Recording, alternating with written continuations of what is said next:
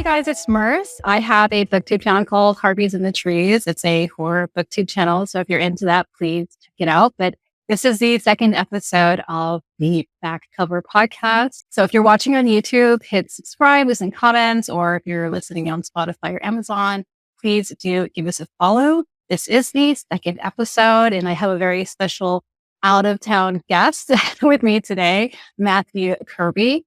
And if you're not familiar with him, you might know him from books like The Clockwork 3, Icefall, the Assassin's Creed series Last Descendants, and just recently a sci-fi thriller with some horror elements in there called Star Splitter.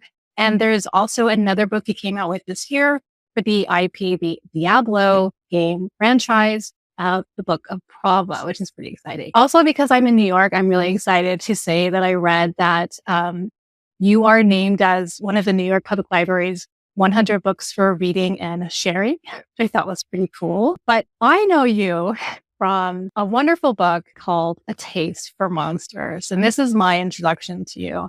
And I think you know that I went quite hard following this book. It was such a wonderful premise, and it had these very interesting characters, the Elephant Man, and in the background of London, Jack the Ripper, this young woman. I've told everybody that I know to read this book. It's just so great.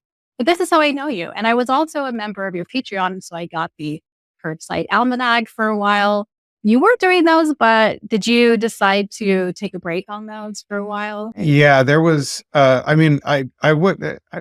still really had a lot of fun with that. And it is something I think about getting back to. It was a combination of other deadlines, like book deadlines. And then I still work as a school psychologist. And so it was just all the demands I had to look at something to cut. And that was something I sort of had to cut. It was sort of inspired by a trip there's this place in Culver City, California called the Museum of Jurassic Technology, where you have these really odd and eccentric displays, and some of them are like completely made up, but they're presented alongside other ones that are not made up, but they seem like they could be made up. Like sometimes the made up ones seem more realistic than, so it's just this whole fascinating physical experience of this question of how do we know what we know, like epistemology, and what do we trust about this authority because of the way it's presented in a museum and all that. So I basically took that idea and I mixed in articles that I actually wrote and researched with stuff that I just made up and presented it all on the page as part of my newsletter. And it was just a playground really for me. I love the layout too, because it had that the little bit of like old school 19th century kind of layout and the illustration. I do still have them. I actually found them. Oh, do you really? Yeah. Yeah, I kept them all in my drive. One of the things I thought was really interesting when I sent you my little questionnaire form was that you told me that you play the Hurdy Gurdy and another instrument called the nickel harpa. What is a nickel harpa? Okay, so I have to clarify. I built them. Oh, you built them. Okay. But I'm still learning I do not play them very well. But like the nickel harpa, the first thing I was trying to learn on it was that theme, the Rohan theme from Lord of the Rings, because it's just real beautiful. And that's played, I think, on a Hardanger fiddle or something in the score.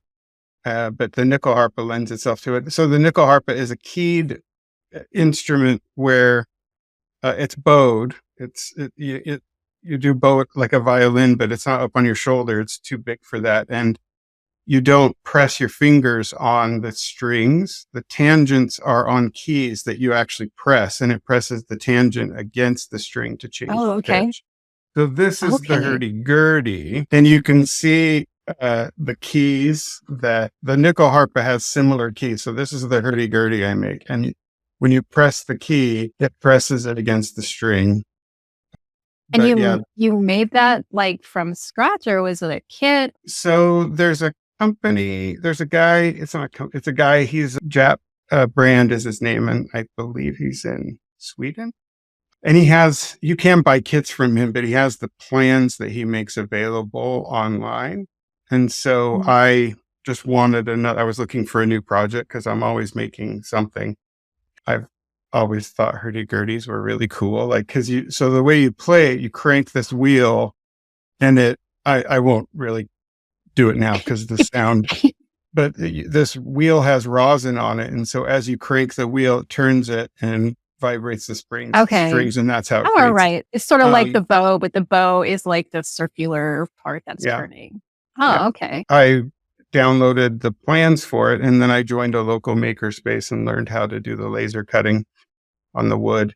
And just basically my brother helped me out with the 3D printing of the parts that needed to be 3D printed.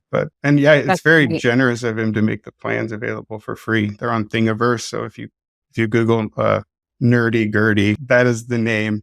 And there's a whole Facebook community of Nerdy Gurdy builders. But really, the whole thing about the 3D printing has changed so much because like you can make these intricate things that like even like from like 5 years ago to now is like even more detailed, and it just blows my mind. There are so many things that I would like to make too, like lesser known artifacts from video games that I love and like make them in real scale. Like I have that desire so hard. I don't know if you can see that back there is a 3D printed mask from Skyrim that my brother made. And then that is a book so I've done 2 Diablo books now. And this was the cover is obviously, 2-dimensional when you buy it. It's just an image. But my brother basically 3D printed and leather bound an actual copy for me as a gift. And so he made all of this essentially, except for the leather, of course, with 3D printing.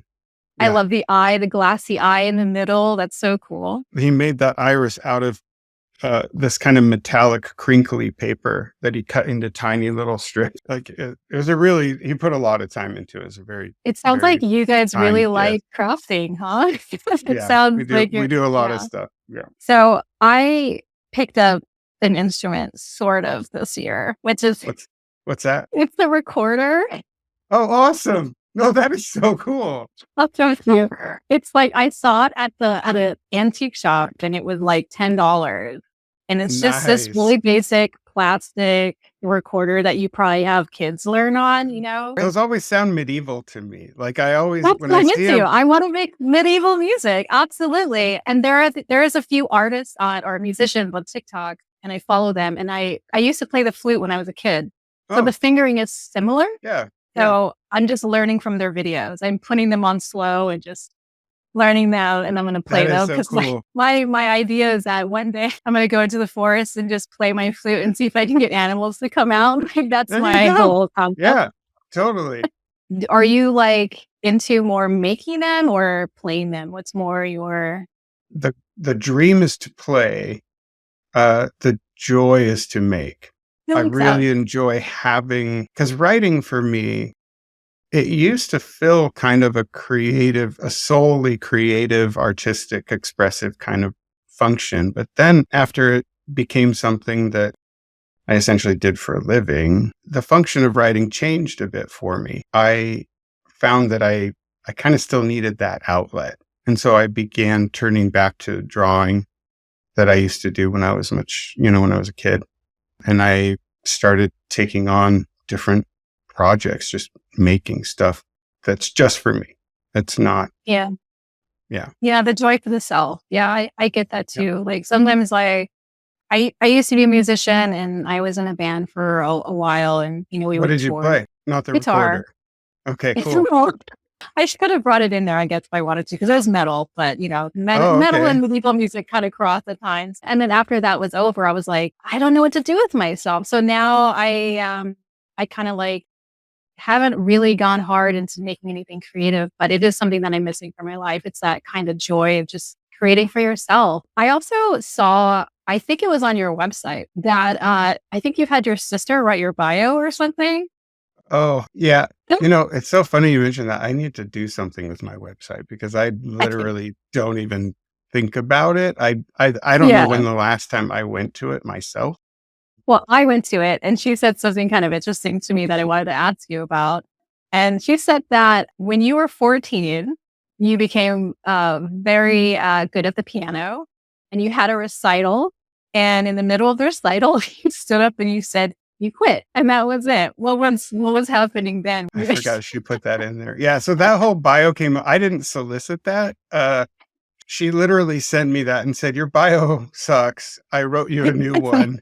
And she put all that effort into it. So I was like, all right, I'll put it up on my website. Yeah. And that it's so funny. She describes that. And that's actually something about which I still feel a bit of, I guess, not more than embarrassment, less than shame, simply because of like, I literally made my piano teacher cry. Like it was not the best way to do that. My parents had insisted I take piano lessons, and they wanted me to do it until I was 14. Like, and they were like, if you don't want to keep it up after that, you can quit. Cause that was negotiated because I had been asking to quit for a while. They're like, just keep up for another year, another 2 years. So anyway, I was in the middle of playing. I can't remember the piece, but it was just sort of like I hit a wall. I knew that I didn't want to keep doing that. By then, I knew I wanted to be a writer. I kind of figured that out when I was about 12, 13. I don't know. I can't really explain it. I just sort of hit a wall, and I literally just stopped and stood up and said I quit. And I walked off and sat down, and everybody was sort of in stunned and awkward silence. And I was feeling a bit awkward. Like, what did I just do? Kind of awkward myself. And then later that night, my piano teacher called my mom crying, like, why is he quitting? In retrospect, I wish that I kept up with it. But at the time, it just felt like this is not what I want to do. Like, I know I want to be a writer. So why am I spending time doing this? I don't I quit the flute too. And I was also one of those students who was very good at the flute. And I quit it because my parents made me play it. And then I was like, I don't want to play it anymore because you're making me do it. Yeah, That was more my thing. But I yeah, regret that a lot. Like I regret that I made that decision because I could have taken that, and I still like music and still want to make music, but I could have been doing so much more. But I think you just have those moments for yourself where you just make this decision. You're like, this is just what feels right for me right now, and I'm just going to do it. yeah. But you've always been kind of musical. So that's, yeah. Yeah, I've always loved music, and I grew up. My dad introduced me to like classic rock and classical, music, like the whole spectrum. When I travel, I often pick up instruments. I have an ukulele that I picked up in Hawaii it's really beautiful. I don't play it as much as I should. This old Hawaiian gentleman made it by hand from koa wood, and it's just beautiful. And when he gave it to me, he was like, so you're going to play this, right? Because this is an instrument. It's a living thing. It needs to be played. It's like, oh yeah, I'll play it.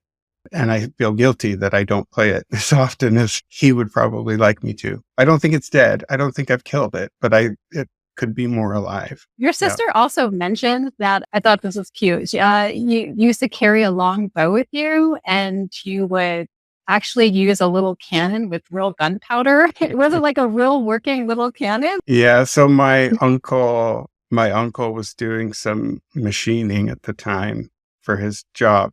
And he just on a lathe, like he turned a little metal cannon. I think I still have it in a box somewhere, but it was about 7 inches long, not very big in diameter. And he made a little wooden base for it, and it had a little hole for you put the fuse in, and he made a little like ramming stick rod thing to pack it. And he basically gave me that and some gunpowder. Wow. In retrospect, mostly it just made noise and kind of a flare. And Yeah.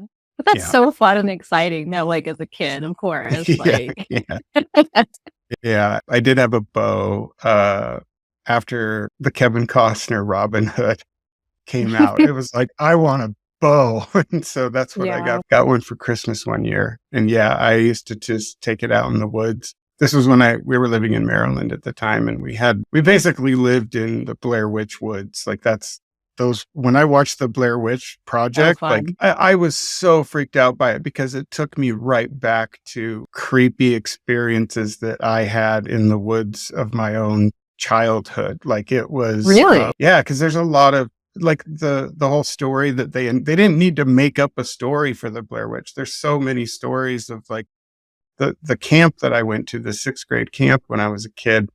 They took us on a walk and a little hike.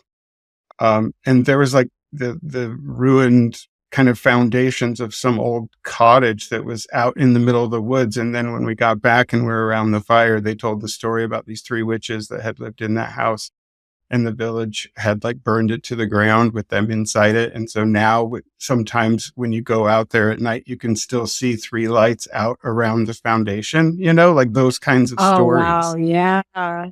And so when I watched the Blair Witch Project, it was like, just when I saw those woods, it was like, oh my gosh, that's it. Yeah, Too totally. real. There's a witch out there for sure.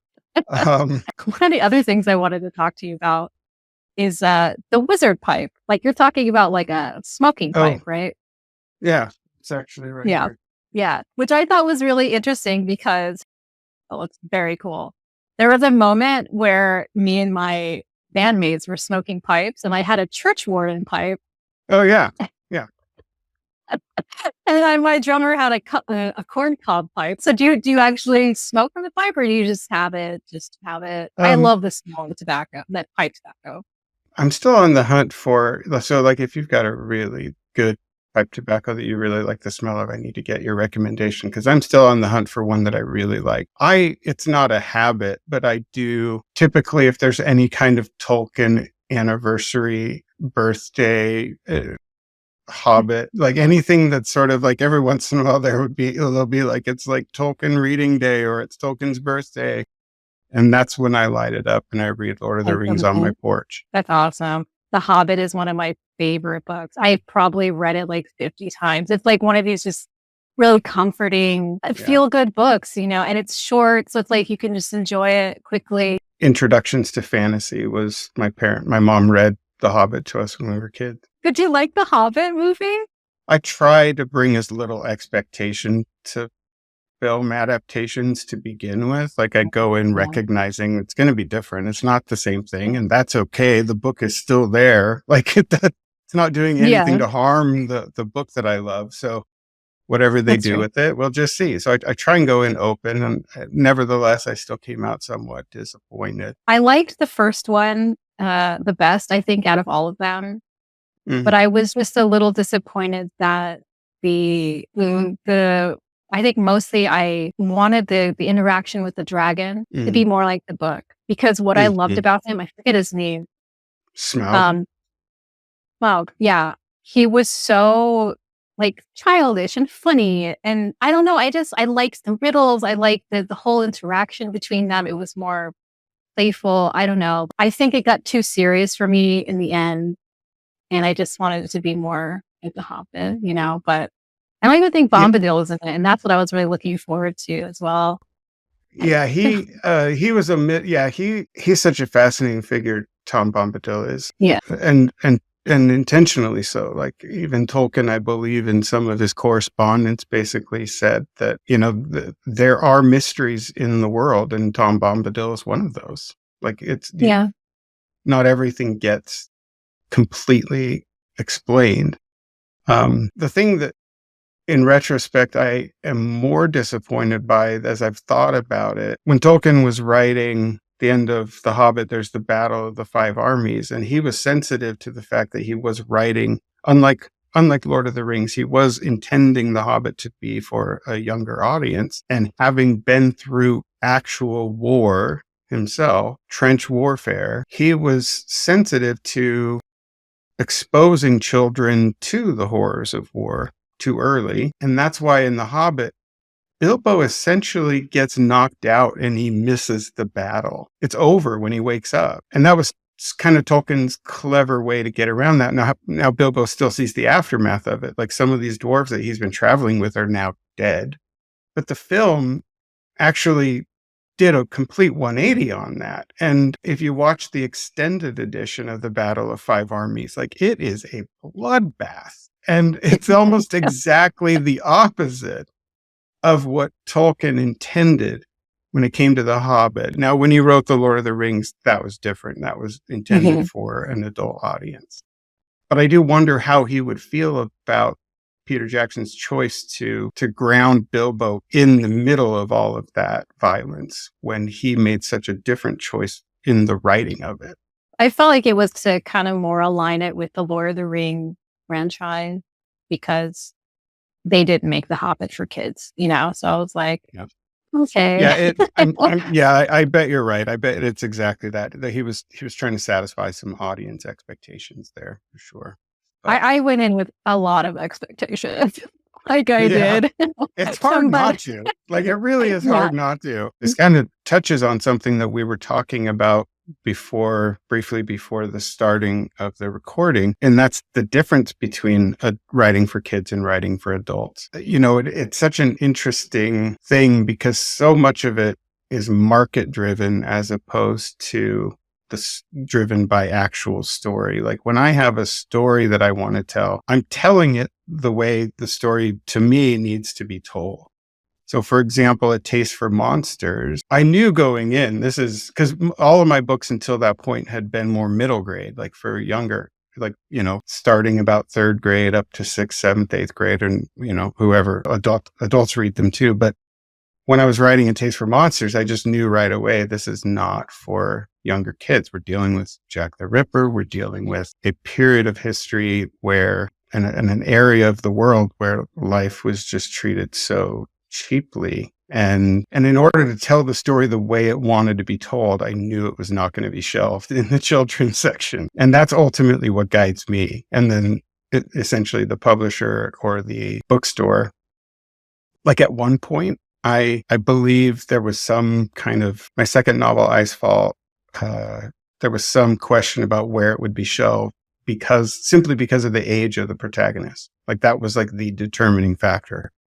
I don't know that I don't even think about that when I'm writing. I'm just trying to do the best that I can with the story. Does that affect you in any way though? Like when they're like trying to decide like, okay, what audience are we really going to push this towards? Or do you feel that the story is strong enough that it doesn't really matter for you? Well, of course, I like to think that readers who find it of any age, like, I think, is it Philip Pullman or somebody said, like, what's it basically asking, why do you write for kids? And he said, I don't write for kids. I write a story and then the publisher tells me that it's for children. I recognize going in that writing is this interesting, strange intersection of art and commerce. Like, I'm not creating a painting that just needs to find one person who wants to hang it on their wall and live with it. Like, I'm writing something that the publisher's going to want to sell as many copies as possible. And so they have to consider marketing and things that I have no interest in at all. And I know other writer friends of mine who take a great interest in marketing, and that's great. Like, it's just my personality, my interests that's not where they lie. So I kind of surrender a little bit because I know going in, I've taken care of my side, which is just writing the best book I can write. And then I turn it over to them to do the commerce part of it.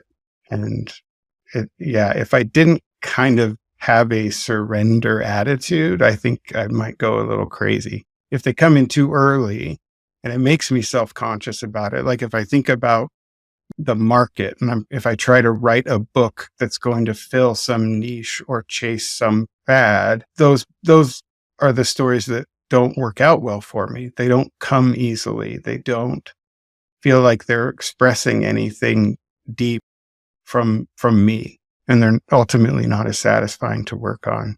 Yeah, that makes 100% sense. Let's talk about Star Splitter. I like sci-fi, but one of the things that always worry me about sci-fi is like I feel like I'm gonna get lost in all the like details of technology and all those type of things. So I was really happy that even though it does have a lot of descriptions that letting you kind of just do the world building, the technology building and stuff, it's like not heavy and intense and stuff. My brain can't handle it. But this was amazing. So this is mine either. like I just like my eyes start glazing over too much. Yeah. I do audiobooks for that kind of thing, but this was so perfect for me. This is a kind of like a deep space exploration thriller that has some horror elements in there, which I was really pleasant to run into. I thought it was just going to be a thriller mystery, but look what happened. Can you tell us a little bit about this book? I am not a big hard science fiction reader myself either. It's not what interests me. I am interested in that intersection. I think, Ursula K. Le Guin defined technology as basically the things that we use to interface between us and the world, like to engage with the world. So that's technology. That's everything from a tool all the way up to a telescope. It's something that it's creating some kind of a bridge, allowing you to engage with the world around you as a mediator. And I'm really fascinated by that idea, because as technology gets more complex, and what does that do? How does that then change us? And within science fiction, there was this.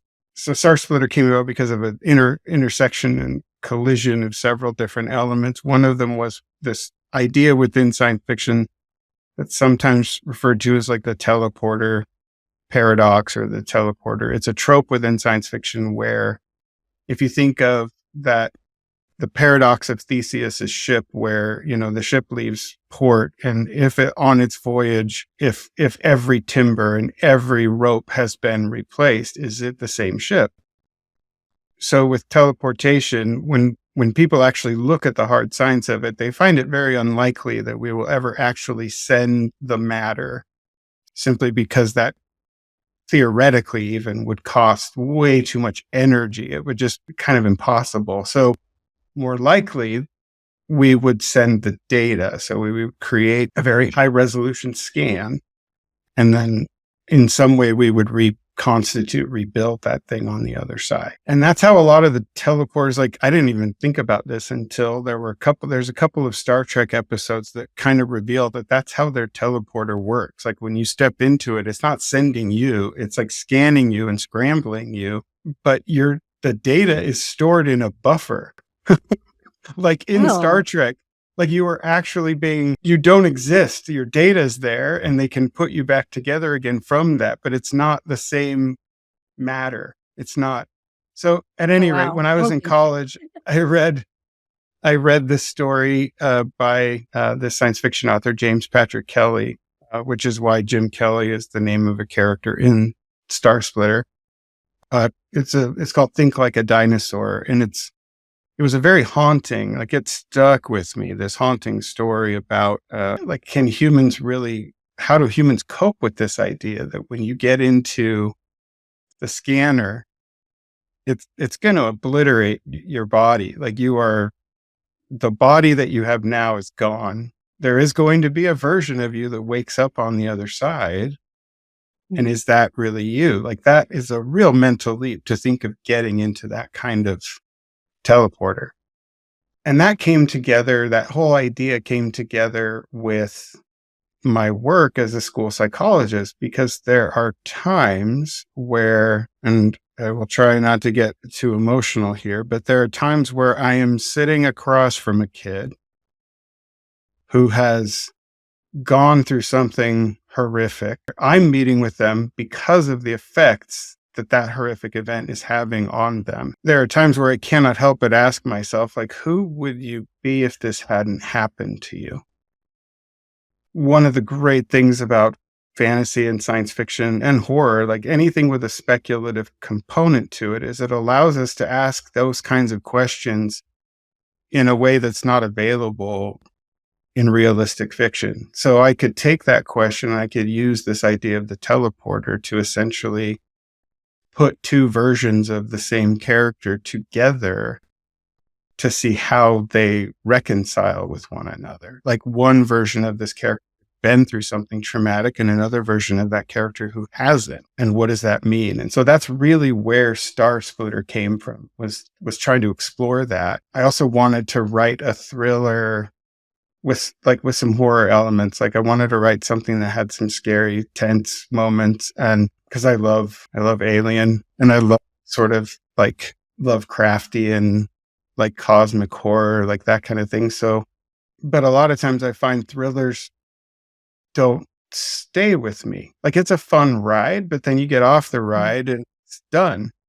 And I wanted to write a thriller that would hopefully stay with readers, that they would continue to think about. And so that's one reason why I paired that idea of these two characters who can't really stop for very long to even look too closely at those philosophical implications because they're trying to survive. Yeah, so that's sort of where it how Star Splitter came about.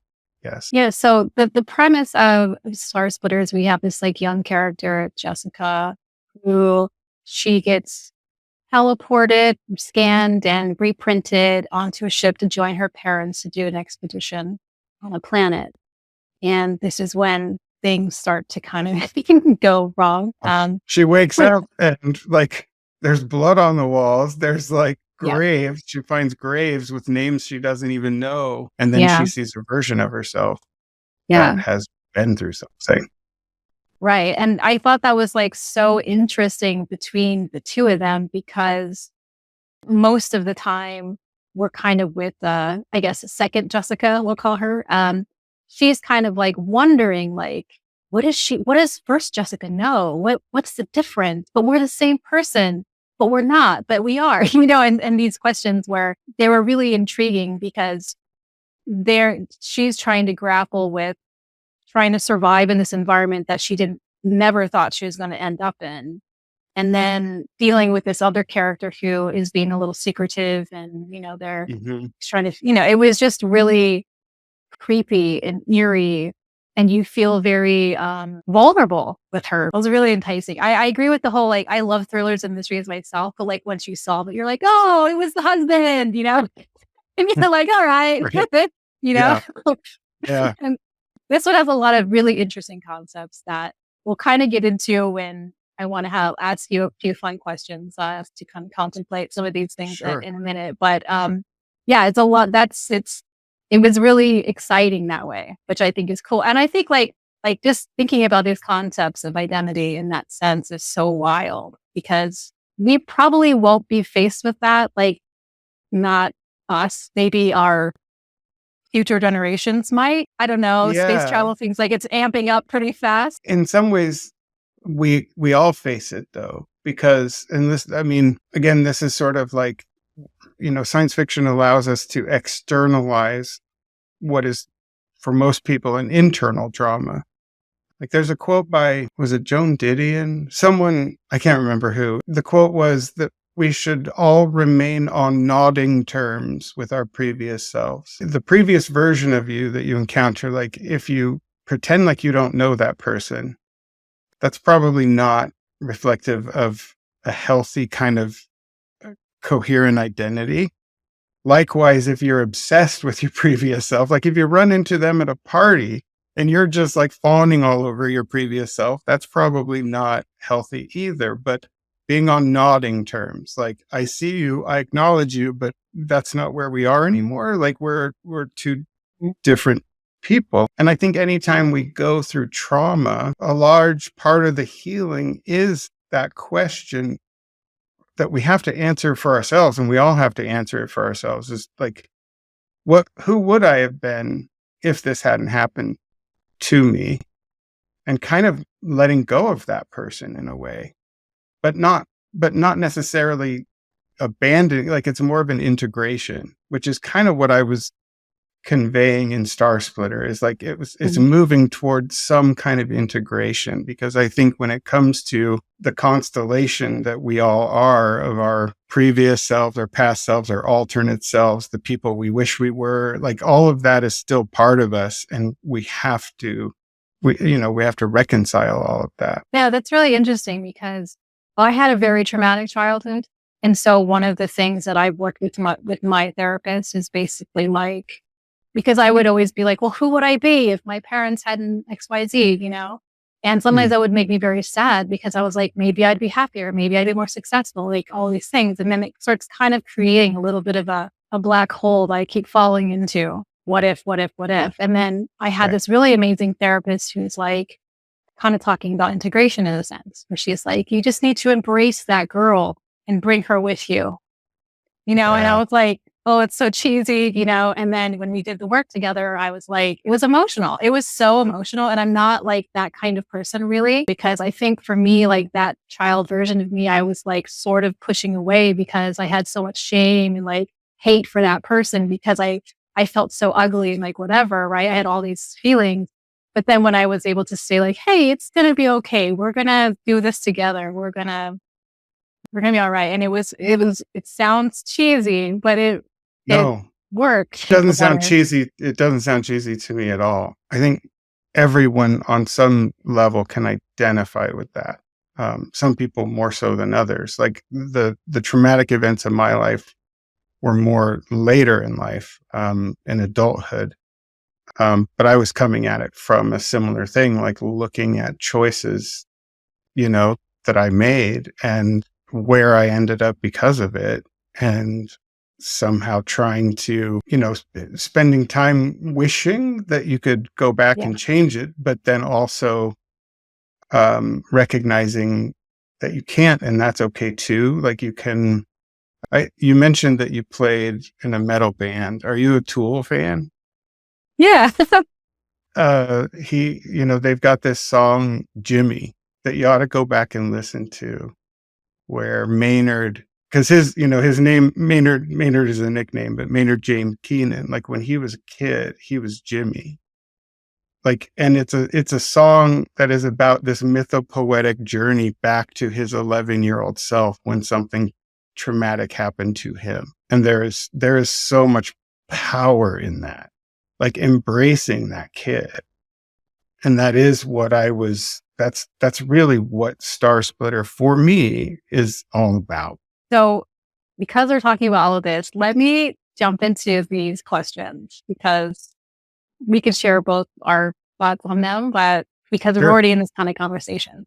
Yeah. So in Star Splitter, Jessica, obviously she is printed and she's teleported on the ship Theseus. Nice name, by the way.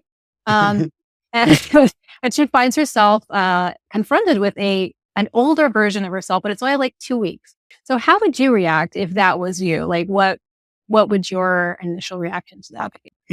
That's such a fascinating question. And this is one that no one has asked.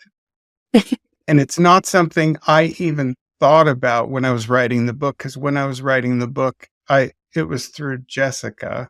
I didn't apply it to myself at all. And it is really interesting to think, like, I think I would have initial wariness, which is, I don't like that. But if I'm being honest with myself, I probably would have some initial probably a lot of the same things Jessica felt, like a lot of initial wariness, a lot of initial mistrust, but ultimately, hopefully, some communication there to see what I could learn from that version of me and whatever they have gone through that I haven't. But what about you? Well, I thought that I really struggle with seeing myself, especially like how other people see me, like, or maybe how I'm perceived, because I have a lot of just my own stuff. So I Yeah. think like maybe being able to perceive myself that's not in a mirror, not in the camera, but actually in a space where I can get the whole complete view, like just how I walk or what I look like from behind or my voice. I think I would probably be very surprised at what I'm seeing. Because I think there'd be Mhm. parts of me where I'd be like, oh, I don't walk like that, or I don't look like that, or whatever. I think I would probably be seeing myself maybe for the first time in a real way. But I would be Mhm. wary too, because I am just kind of naturally wary. So Right. and Yeah. I know I would fall down an existential hole like, what am I? Who am I? Who's the real? Mhm. I know that would happen to me for sure because Sure. that's just my Yeah. personality. Yeah. Question is, so Jessica is very, at some point in the book, in the early pages of the book, she is checking out all of her media that she's brought with her. And she's like, I wish I would have brought some other stuff. This wasn't really going to be helpful to me or what I wanted. So I was Right. wondering what you would bring with you. on a trip like that? A lot of music. I'd probably pick some favorite bands from different periods of my life, like different, like when I was in high school, it was REM. Uh, just, totally loved REM. I really love the band. I don't know if you remember, there was like a one hit, not, they weren't, I don't think of them as a one hit wonder, but they Yeah. had, Marcy Playground had that song Sex and Candy that was all over the radio for a Oh, little while. yeah. Yeah. But their other stuff, like I huge Marcy Playground fan. And Really? I don't think I've ever heard any other songs. I'll have yes, to look it like, up. and and in a way, like Sex and Candy is like my least favorite song of theirs. It's kind of strange to say this, but like if I were to write music, I would write music like that, if that makes sense. Like it speaks to me in a way that other music doesn't. Like I hear some music and it's like I don't know where that or how that came through that person, but that's amazing. Marcy Playground, it's more like it resonates on a really kind of different wavelength. This might be totally my own delusion, but I feel like I really get what they're doing and the lyrics and all of that. But anyway, and then I'm lately like more so in life, more so with their later stuff. Huge fan of Tool. There's so much Jungian archetypal stuff going on in their music that I really, really enjoy. But then also lots of classical music that I would probably want to have. I would probably take a lot of photos of family and friends, and I would probably just fill something up with as many books as I could. And Yeah. What about movies or a series? Would there be any shows? yeah, but narrowing that down would be difficult. Yeah, I know. And they're like, how much data can I bring? Like, how Yeah, much is it? yeah. Right? Some comfort shows for me would probably be like Downton Abbey, Friends, like Frasier, like old sitcoms. But also like of course I think it would have to be like Lord of the Rings would have to be in there. I would probably want the original, like Star Wars. Not I never got into the prequel trilogy or any of the yeah. But the core Star Wars is just like my childhood. So I'd probably want that for comfort. For science fiction, I just have watched now since I discovered it, The Expanse. Like I've watched that No, I love The like, Expanse. oh man, that's probably one of my favorite science fiction shows. Yeah, I like that series too. I felt like the first season was a little bit of a slog for me, but like once I got past that first season, I was in. Yeah, and then, but like you said, like then it just sort of explodes. And Yeah, it's so I good. really just loved how every season kind of took it a little further. I It know was you great. like video games as well, and I saw that you were playing Tiny Glade at some point. Oh, yes. Yeah, yeah, yeah. And I have been following that game from when they first kind of started, like, putting out Mhm. some little TikToks about it. I was like, "Oh, I love idle games." So I was like, "Oh, this looks so cute." And I saw a few of your builds and I was like, it's so, Have you like, played it yet? charming. I haven't played it because I don't have a PC right now, but, Oh, okay. It yeah, is just delightful. It is yeah. just delightful. I remember when she had an update, she was like, "You can pet the sheep now." And I was Yeah. like, "Yes." Yes, you can. Yep. I think I would bring pretty much similar things. I mean, like, I have some albums that are kind of meaningful to me, but I think I was like, I would definitely bring probably a lot of classical because I feel like Like who? it would just, well, I really got into this newer, classical musician. His name is Eric Christian, and I Okay. found him on Instagram. He writes these beautiful, romantic, Victorian-like piano songs, and they just send me somewhere that I will never be able to get to, okay? They make me Oh, feel in love and like I'm standing in a glade in the moonlight with someone I wanna be with, those type of things. And so I was I'm like, writing that would down. I yeah, because it's really beautiful. I'll send it to you on Instagram. Okay. Yeah. So I definitely would bring stuff by him and then also like Mozart and Purcell and Satie and like all those people, because I feel like classical music for me, I think because I grew up on it, it was like some of my first intro to music. Because my dad was really into classical music. It would just be beautiful and emotional. And I think it would just be something really nice for me to bring along. I would bring metal as well, but I would definitely bring a lot of classical. And the books, the same thing, like The Hobbit, Sherlock Holmes. I'm a big, huge Sherlock Holmes fan. Oh, really? I would bring just the whole Senate of it, Um, and like for video games, I don't know if you've ever played this game called Inscription. It's I think you would like it actually. It's a card game and it's hard to explain because you sit down at a table and you're playing this game with this kind of like spooky pirate guy, and everything is like interactive and interesting. The cards are animated. Like it's just so brilliant. I beat the game and then they give you these like really cool extras at the end. And then I beat it again. You get something else. I beat it again. And then the game changed. It was now a whole entire new game. It was an 8-bit game. And then you had to go in this new 8-bit world. And you got to beat this world. And the game just has so many surprises. It's like, it is one of the most amazing games. So since it's a card game, it's also based on like what cards you're getting. So every game is different. And this is the game that I would sit and just play to relax. So that is absolutely a game that I would bring with me. Okay, if you could host a dinner and you could bring 3 fictional characters from any sci-fi universe, who would you invite? Like I would say Gandalf, but then I'm wondering, do I want Gandalf or do I want Ian McKellen? like True. they're kind of the same, but yeah. So Ian McKellen as Gandalf, perhaps I'll just say it that way. I don't know if you've read. I mentioned Philip Pullman earlier, like his Dark Materials, like the character of Lyra. I just love her. Like you can't help but love her after you go through that whole story, that whole series. And now I'm waiting for the 3rd book of the new trilogy that he's writing. And a third person, the book that made me want to be a writer when I was 12, and it's actually the series of books was A Wizard of Earthsea, Tombs of Atuan, and The Farthest Shore by Ursula K. Le Guin. That my parents gave that to me for Christmas when I was 12, and that was kind of it. And so I would probably pick either Ged or Tanar from A Wizard of Earthsea, just because it's like just so deeply in my imagination. Do you think they would all get along and have good conversation? I think they would. I think Lyra would probably be really impatient and irritated.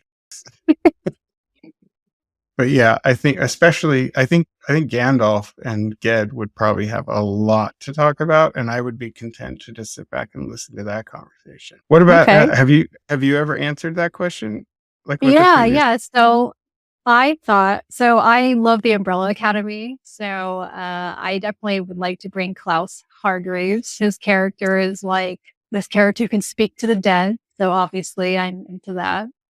There's a character on The Boys. I don't know if you've watched that show at all, but it's kind of about bad superheroes. But there's this character called Okay. Sister Sage. I was like, who are you calling from The Boys? Yeah. Yeah. So Sister Sage is like, she's like super smart. She's just like a brain, So I was like, that would be amazing. And Starbuck from Battlestar Galactica, because she's my favorite. Yeah. My favorite space jog. So I was like, that sounds like a fun night. Man, I didn't even think about like my mind didn't go at all to superheroes like comics, because that's a whole other part of my childhood was reading comics. You'll probably need like a dinner of 20. Yeah. So while we're on that topic, kind of like, superheroes and video games a little bit. Your book that you had that came out this year is the Diablo Book of Prava. So I was checking out that a little bit. I've actually never played Diablo. There was a Diablo that came out like maybe like a couple years ago, and there's the Lilith. I think it was like heavy on Lilith that year or something, and the artwork was amazing. But I don't actually know a lot about it. So the Book of Prava is a character, right? She's a character. Yeah. In the universe. So so Blizzard several years ago, they wanted me to write a short story for an anthology. And that was a lot of fun. I've been playing Diablo since the first game came out in 97, was it? So big fan of that universe. And, I mean, honestly, it's one of those things where there is lore there and it's really interesting lore. That's not why most people play those games. Because it's an action RPG and it's a lot of fun for that reason. But then when I was actually given the opportunity to play with some of the ideas in that, the cosmology in that universe, the story that I got to write was essentially the first death in that universe. Like when very early in that history of that world, when mortality entered and they realized, oh, we can die like that. And so that was really cool. And I really enjoyed working with the Blizzard team. And so they asked me to write this was the first lore book they had me write, the Book of Lorath. And he was a character who was in Diablo 3 and then Diablo 4, which is the game that had Lilith in it. It's a bit of a kind of a puzzle. When I look at this kind of writing, as opposed to something like Star Splitter or A Taste for Monsters, like for both of those books, I don't feel like I'm completely in control. When I have the idea and I sit down to write, like Evelyn is there, Jessica's there, and I'm just trying to listen and convey that story. Like it feels like it's coming from a place that's not me. But then there's this cool creative work where somebody comes to me, they want me to write something, and then I have to basically decide, do I have the interest and also the craftsmanship, just the skill to pull this off? And those are two different pleasures of writing. And so they come to me, the Blizzard folks, we want this lore book, which is basically like trying to get as much information, but to frame it with a bit of a story and to arrange it. That's where like it becomes a fun, very satisfying puzzle for me. So Prava, this next one, she's also a character from Diablo 4, and she's kind of a bit of an antagonist, but not fully. And she's a kind of a religious figure, a leader who essentially has a crisis of faith where she finds out like a lot of what she thought was true is not true. The book that they asked me to write was essentially in the aftermath of that. As a lore book, it's exploring a lot of the spiritual and religious traditions within that world, but it's through the lens of somebody who is dealing with their own crisis of faith. And so that was kind of the puzzle aspect of it. And they're a lot of fun. I mean, partly just because I can't believe that if you'd gone back to me in 97 and say, hey, you're going to be writing books that are a part of this universe, I would not have believed. I would not believe even myself. No way. Yeah, and you do also Assassin's Creed, which I thought was very interesting. So is that also the same process where they're like, here's our lore and background, and we kind of want it to be maybe this theme or something, and you just decide to... Assassin's Creed, I had a lot of freedom because that book series, they wanted something for teens. They wanted to tell stories that they haven't looked at in the games at all. Because the Assassin's Creed kind of framing, it really allows for all of history to be your playground, because the central sort of one of the core ideas is there's this piece of technology that allows you to explore the memories of your ancestors in like a virtual simulation. Mm-hmm. And so anywhere your ancestors have been, going all the way back down the line, any DNA that you have in you from anyone from before, theoretically, you can go explore that. Because they wanted it to be original, they let me create the characters. They let me choose the historical settings that I wanted to explore. There was a lot more freedom there. Wow. And this isn't a bad or good thing. Like I have less freedom with the Diablo because those books have a very defined kind of, this is what this book is about. That other series was like, what do you want to do? And so I wrote up a pretty lengthy proposal for that and said, this is what I would do. And they said, great, go for it. Like one of the questions I asked was, so I was like, so what does it feel like to be in that simulation. Like, do you have the sensory data coming in from your ancestor? Is it just purely visual? Like, what does it feel like to be in there? And the team that I was meeting with them in the like at the studio in Montreal, and they kind of were looking at each other and they were like, we've never had to answer that question before. Like, it's never come up in any of the stories that they've written. And so, like, I remember the first line that I got that were like, this is so great. This is now canon. I was like, wow, I'm actually Oh, having wow. an effect. I'm having an effect on the future of the stories and ideas that will go forward. So I like both kinds of writing. I like to do that sort of IP work as long as it's something I'm really interested in. So you lived in Utah for a while, right? But now Hmm. you're in Idaho. Is that true? Yeah. Yeah. Okay. So I did want to talk about your favorite coffee shop in Idaho, but I also wanted to talk to you about, so I know on my forum, I asked you if you had a supernatural or a urban legend or something that you wanted to share. My dad was in the military. He was a doctor in the military growing up. So we moved around a fair amount. When we moved to California, we were living out in the Mojave Desert in 29 Palms near Joshua Tree National Monument. Mm. And my friends and I, we used to go like camp in Joshua Tree National Monument. And there was like, it was really cool, like because it's the desert. So it would get quite cool at night, even if it was really warm during the day. And so you'd lay on these boulders that had kind of been soaking up all the heat of the day. And then they're just sort of slowly radiating that beneath you. So we would just lay on these rocks and look up at the stars with that warmth of the rock at our back. And there was one night where we were just sort of laying there talking, and we were watching this thing that moving across the horizon. We were all just sort of, we were just talking. I think we all sort of assumed it was a plane, but all of a sudden it stopped, and we all sort of stopped talking, and we were all kind of watching it. And then we realized it was getting like closer to us, like it had made like a right angle stop. And we were Okay. like, dude, do you see that? Do you see that? Like we were all sort of checking with each other, like, yes, no, this is not behaving like a plane. This is something Oh, yeah. else. And the light configuration, because it went right over us and it was completely silent. We didn't see anything except the lights, and they were not in a configuration like a triangle like you would see on a plane. It was like more of a circle or oval. And it just went right over us.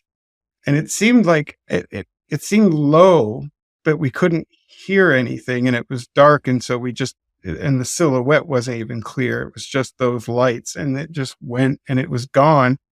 The rational side of me thinks about the fact that 29 Palms right there is like a huge Marine base where they would test all kinds of stuff. Like we would be in high school, like I would be in class, and all of a sudden it'd be like, boom, boom, and the windows would be shaking, and it's because they were testing some kinds of munitions, some bombs, some things out there, because that base was huge but unoccupied because it was mostly a testing range for things.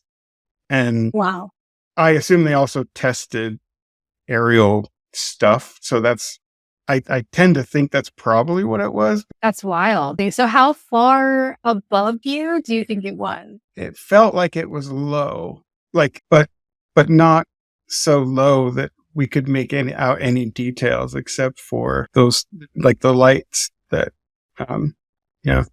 That's exciting though. Yeah. You guys must have been talking about that for weeks, because I know I was. Oh yeah. It was something that we kind of thought about and talked about often.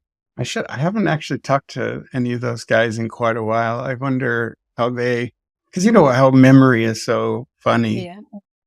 Like when I was really young, we were, this was when my dad was in med school, and we were he was at the medical school at the University of Utah, and we were living on, just a suburban street. And there was a house that was unusual because of how sort of neglected it was. Like it just was really, it was a nice, cute little neighborhood. But one of the houses on the street that I walked past every day on my way to school, it was like really kind of run down looking, like peeling paint on the columns, like in the front porch, and like the grass was dead. Like very weedy, unkept front Oh, real yard. haunted house. Yes. And so naturally we had to kind of go exploring. It had a basement, and so there were some windows that we were too short to kind of look in any of the windows onto the ground floor. But I could crouch down and kind of look through the windows into the basement. I looked in there, and there was something hanging from the ceiling that looked like a human body wrapped in plastic. Like that's how I remember it. And it's like, can it really have been that? And so I looked in there and I saw that. My brother was with me, and I think my best friend Shane was with us too. And it like freaked me out. And I just took off running. And my brother and Shane were like, and they came running after me because they assumed I'd seen something. I told them what I'd seen, but we were too scared to go back until the next day. And then whatever that thing was gone. Like there was nothing in. Oh, And I was like, I know I saw something in there. But then I see, even at that age, I was like, did I? Because it was gone. Like I can remember the feeling more than anything else, and just being so scared. I didn't watch scary stuff. Like that just wasn't, I didn't have access to it. My parents, I was kind of sheltered that way. And so there was no frame of reference for projecting that kind of thing. Even my imagination, an overactive imagination, I don't know where that image would have come from, but I still recall just the terror of that yeah. haunted house. Yeah. And it's funny that they're it wasn't just a blanket hanging or, like an No, old boxing thing or something. It was no. completely gone. So that's pretty spooky. I feel like as a kid, I had a pretty strong imagination because I was reading like Stephen King at like 12 and 13. Oh, So wow. I was, Yeah. Yeah. yeah. So let's talk about your coffee shop that you have. It's the Kindred and Company coffee shop in Idaho. And Yeah. the building is kind of weird looking. It's very modern. It's an independent owned bookstore as well, right? I think you Yep. mentioned. And it Yeah. almost looks like an office. I guess that's what from the outside a little bit. It's one of those things where the first time I walked into it, I almost couldn't believe that in 2023, they opened, it was built to purpose. They built an Oh, independent bookstore that was that large with that much attention to detail. Like it's gorgeous when you go inside, and there's a cafe, and the bookstore is on 2 floors. And then on the top floor, there's also like a conservatory, like a glass enclosed thing with an exterior patio that it's an event space essentially. And in this day and age when independent booksellers are sort of like going at extinct, it seems like, or at least that's what everybody says, this new mhm. place opens up right down the street from me that just seems like such a miraculous gift. Like I hope they're Yeah. doing really well, because that's kind of my current favorite spot. I also have It- another place called Anchored, but that's just because they have awesome pastries. But So yeah, I wouldn't have imagined that the inside of this bookshop looks how it looks based on the outside. So there's like dark wood and it has like these really cool sort of gothic tiered bookshelves a little bit, I think. But I was like, this is really the inside of this this yeah, bookstore? It's like a whole different yeah, world. So cool. yep. I would love to go there. It's really great. And I hope that they're doing well. Thank you so much Have, for being here. I mean, I was really touched that you reached out to me because obviously that Taste for Monsters is like in my DNA now. It's like just one of those books where we I was didn't even never really sad. talk about it. Yeah, we did it. I mean, I remember I reached out to you. I think we talked real briefly once on Instagram, and I was like, "Can you just tell me where you got this idea from? Because it sounds like so wild to me how you just brought these things together." I I find that most of my real, like I said, those projects for me that are really deeply personal. Icefall came to me, it was a dream. And then A Taste for Monsters came about because I can't even remember why, but I got curious about the Elephant Man, and there's a play. I was reading that play just out of curiosity. And then at the same time, happened to watch something on the History Channel about Jack the Ripper. It just hit me like, wait a minute, those were both in Whitechapel, and that's not a big area of London. Like, we're not talking about a large geographic area. They were there at the same time. And then I actually pulled up a map and I saw that like one of the victims of Jack the Ripper was just like a street away from the London hospital where Joseph Merrick was living, the Elephant Man. And so I kind of just became captivated by this idea of two very different types of monsters that were there in that place at that time. As I read more about the Elephant Man and the way he was described and the way he was portrayed and the way he was understood even by the people at the time, he was just a very sensitive, and he had a very childlike, almost like romantic notion about women. And he had this he had a locket that of his mother that he maintained, he had, it was like one of his treasured possessions. And he had a whole bunch of photos of famous celebrity women who would like send him their pictures and stuff because he loved this. Again, it was like this kind of really childlike, romantic kind of view that he had. And it just sort of struck me that like in Whitechapel, if there was anyone to whom the victims of Jack the Ripper might be drawn, their ghosts, it might be Joseph Merrick, this sensitive soul. Like, he had royalty visit him and, a princess. And so that's where it came from. It was this idea of Joseph Merrick being haunted. But I knew that he wouldn't be the main character. And so then as I did an even deeper dive into London at the time, and specifically Whitechapel, and I learned about the match factories that were right there, like, again, not very far from the London hospital where he lived. Learning about that whole injustice, and that's where Evelyn came from. And I remember when I told my editor about it, we were in Washington, D.C. in the middle of the summer for the National Book Festival. We were walking on the mall, and it was blazing hot, like 100% humidity, like 90-degree summer in DC. And I was like, I've got this idea. And I told her about it. And she was like, it is like 90 degrees and I just got chills. She was like, you have to write that book. It's such a beautiful story. You have like Joseph Merrick, who is a collector of women, but in a totally different way than Jack the Ripper is, right? Right. And your rendition of him is so beautiful, so kind, so just, I'm getting like emotional thinking about it. Like, it was just so beautiful. I loved it so much. And then, you had Evelyn, who, she's all, she has her disfigurement because of the, what is it, this phosphorus from the matchsticks, right? Yeah. And and she's kind of a monster as well to society, right? Because she's not perfect. She's disfigured. And when she meets him and she has this relationship with him, it makes her, she gains a little bit of her own humanity for herself through him.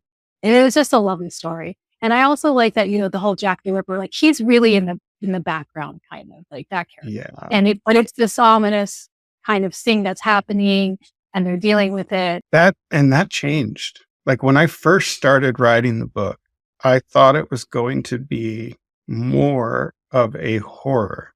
But as I was doing the research for it, most of the stuff about Jack the Ripper focuses on the killer. The victims are treated as meat. Like it's more fascinating what he did to them than any idea of who they were.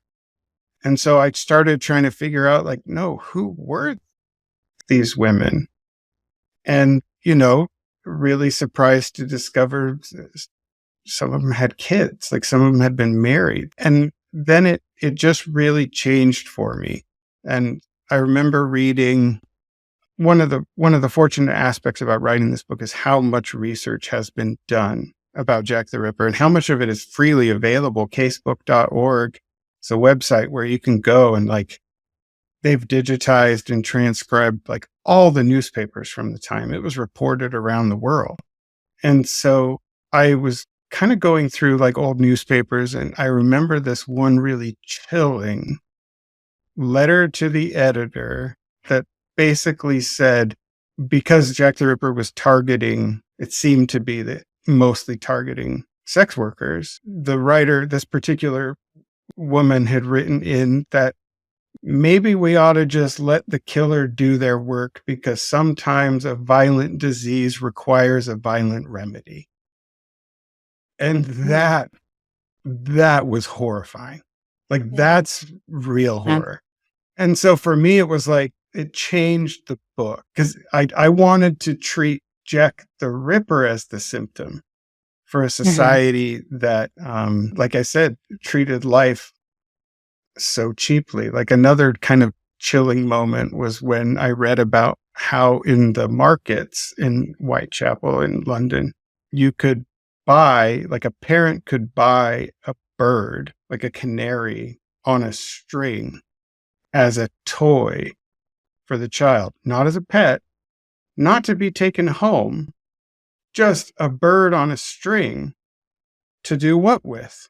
Like, for a penny. Like, that's how much life was valued. But at the same time, I want to find the light in that, you know? Yeah, it was definitely a very harsh time. It's really brutal to see things like that. Just, like I was saying, like how cheap life is and still is in some places in the world today, right? So for Star Splitter and for Diablo, the Book of Prava, we can get these on Amazon. Where can we buy these books? I mean, they should be, they're wherever. I mean, not every place stocks video game tie-in, so the Book of Prava might be a little harder to track down, but any bookstore should be able to get in Star Splitter. It's published by Penguin Random House. So okay, excellent. And so what's coming up next for you? I am working right now on a fantasy. We've talked about, I think it's clear I have a love for Tolkien and that whole idea of a secondary world fantasy. And so I'm sort of doing my take on that, but it's proving really, really challenging. There's a fantasy writer, a British writer named M. John Harrison, who I love. I mean, he's a kind of a writer's writer. He's not a popular writer. But I heard an interview with him where he talked about how too much fantasy today it's treated as a brand rather than a mode of fiction. And in the sense that he would get a rejection because the story didn't have enough fantasy. And he's like, what does that even mean? Like, it's not in our world. It's in a world I made up.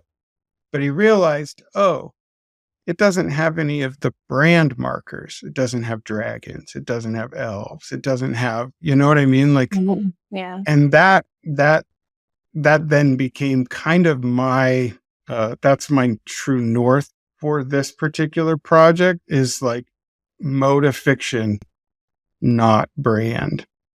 And that's another way of putting the self-consciousness away.